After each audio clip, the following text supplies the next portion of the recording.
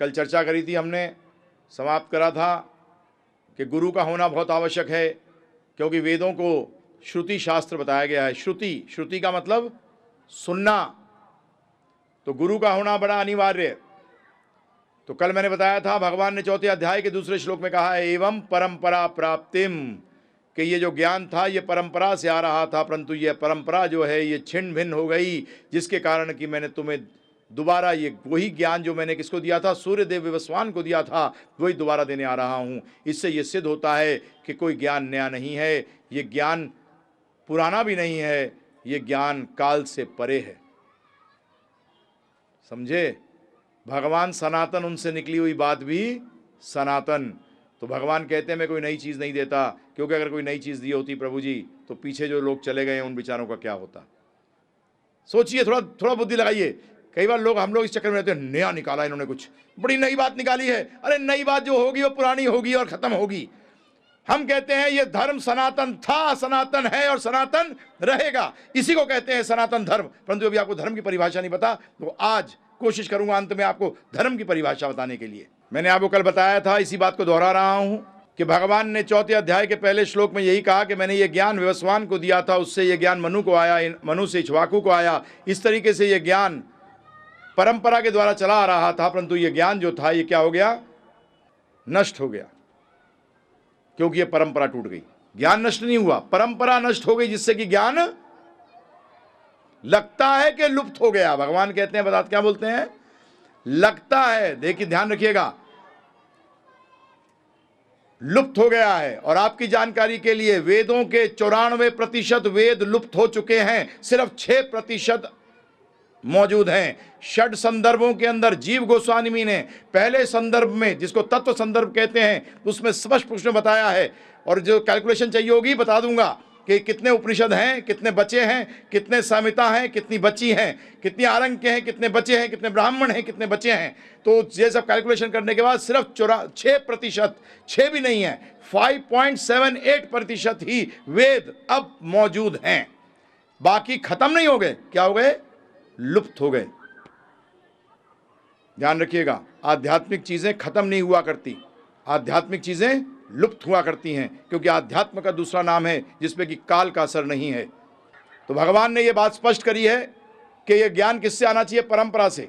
और अगर परंपरा नष्ट हो जाएगी तो क्या होगा, सब कुछ छिन्न भिन्न हो जाएगा। और वेदों पे विश्वास करना सीखिए। जबकि विज्ञान आपस में 200-250 साल पहले लड़ रहा था, 300 साल पहले, कि धरती गोल है कि चपट है, हमारे शास्त्र पहले ही कहते थे भूगोल। भू क्या है, गोल है। क्यों लड़ रहे हो भाई, वेदों में ऑलरेडी देर है। जब ये मॉलिक्यूल एटम की बात कर रहे थे तो अणु और परमाणु की हमारी चर्चा ऑलरेडी है। और आपकी जानकारी के लिए एटॉमिक टाइम, जिसको हो सकता है आप लोग में से कई लोग जानते भी नहीं हो कि क्या होता है, अणु समय।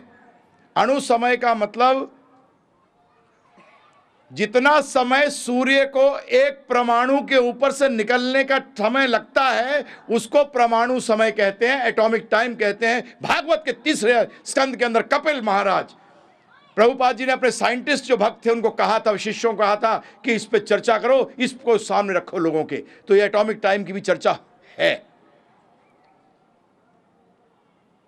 हमारे शास्त्र कहते थे गऊ का जो गोबर है वो क्या है, स्वच्छ करता है, एंटीसेप्टिक है। जबकि बाकी मल को हाथ लगाकर आपको नहाना पड़ता है, जबकि गोबर के छींटे मारने से आप शुद्ध हो जाते हो। तो आज भी विज्ञान मान गया इस बात को कि गोबर अपने आप में तो शुद्ध है ही, परंतु गाय का गोबर दूसरों को भी शुद्ध करता है। अब मैं बताने जाऊं तो आपको इतने सारे इंस्टांस बता दूंगा कि जहां की मैंने कल बता चुका हूं आपको, कि भागवत भक्ति का ग्रंथ होते हुए भी उसके अंदर मां के गर्भ में कैसे बच्चा बढ़ता है वो बताया गया है, जिसके कारण कि आज साइंस, मेडिकल साइंस भी अचंभित है। तो इसीलिए वेदों में सब कुछ है प्रभु जी, परंतु हमारे पे कृपा करिए भगवान ने कि 94% को लुप्त कर दिया, क्योंकि 6% में हमारी हालत खराब है। 6% में हमारी हालत खराब है। अगर 100% मालूम होता तो पता नहीं हमने क्या कर दिया होता। और ध्यान रखिएगा, जो 94 गए हैं उसमें जो शक्तियों की बातें आपने सुनी है ना, जो आप पुराणों में सुनते हैं, महाभारत में सुनते हैं, भागवत में सुनते हैं, इन सब शक्तियों को कैसे अर्जित किया जाता है, ये सब उसमें था, परंतु भगवान ने जानबूझ के लुप्त कर दिया, क्योंकि बदमाशों के हाथ में शक्ति चली गई तो बेड़ा गर्क कर देंगे। और ये हमने देखा है, असुरों के हाथ में जब जब शक्ति गई है, उन्होंने तहस नहस ही करी है। और ध्यान रखिएगा, सबसे बड़ी तहस नहस, बाद में बात करूंगा आपसे, अगले 3 दिन के अंदर चर्चा करूंगा कि सबसे बड़ा तहस नहस है जब आप विष्णु को परम भगवान मानना बंद कर देते हो, जब कृष्ण को परम भगवान मानना बंद कर देते हो, तभी तहस नहस प्रारंभ होती है। आपके लिए कीड़ा छोड़ देता हूं, घुमाइएगा। सारे असुर एक ही के दुश्मन होते थे, विष्णु के, ध्यान रखिएगा, और किसी के दुश्मन नहीं होते थे, एक ही दुश्मन था उनका, कौन? विष्णु। जितने टॉप के, ये छोटे मोटे असुर की बात नहीं कर रहा, कौन की बात कर रहा हूं? टॉप के। तो उसका मतलब टॉप का असुर टॉप को ढूंढता है, क्योंकि उसको चैलेंज कौन करता है?